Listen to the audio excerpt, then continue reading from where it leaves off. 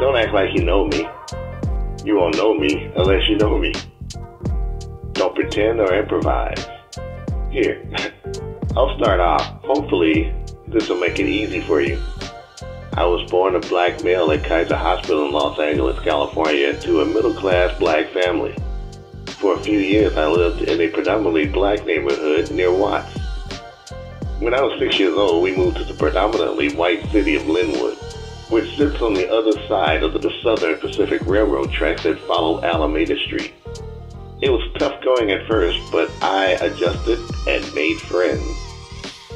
I had many interests back then. One of the main hobbies that I had was model railroading, thanks to my parents. I spent most of the time hanging out with my family in my favorite city of beautiful Long Beach.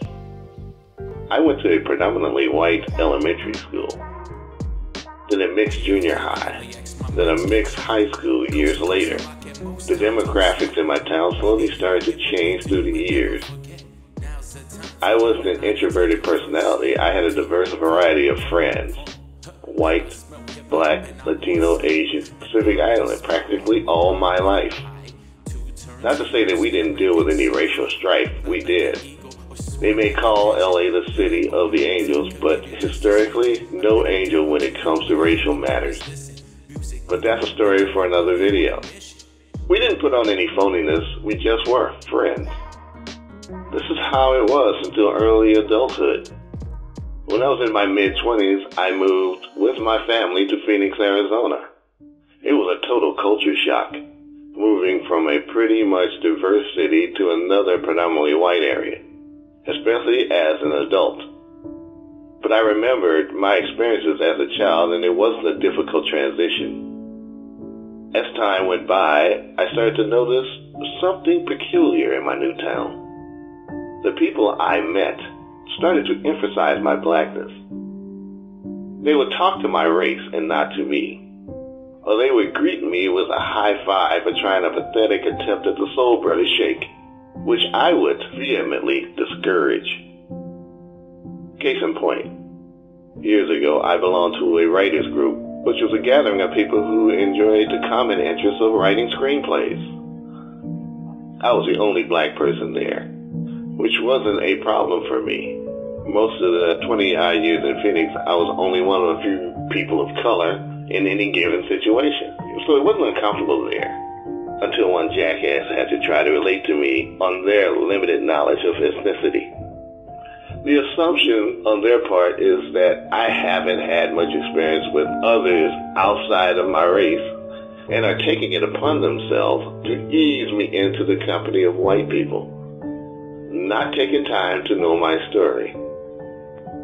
There was one woman, she was nice enough, but was lousy at relating to me as a person and had to refer to my race numerous times at our meetings. It got so bad that I became kind of withdrawn, trying not to get angry. She always had to bring up my race or fist bump every time I came up with a point or made a comment.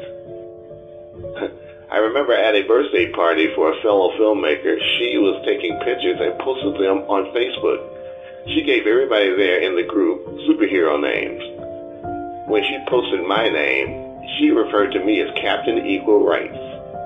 Well, she even got that wrong. Civil rights was for quote-unquote minorities, and equal rights is the not completely ratified bill for the equality of women.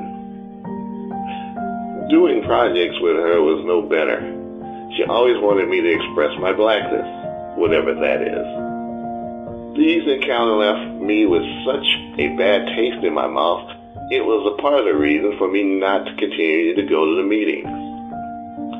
No, I didn't think she was racist. I think she was uncomfortable dealing with race or was unsure of how to relate to a person of color.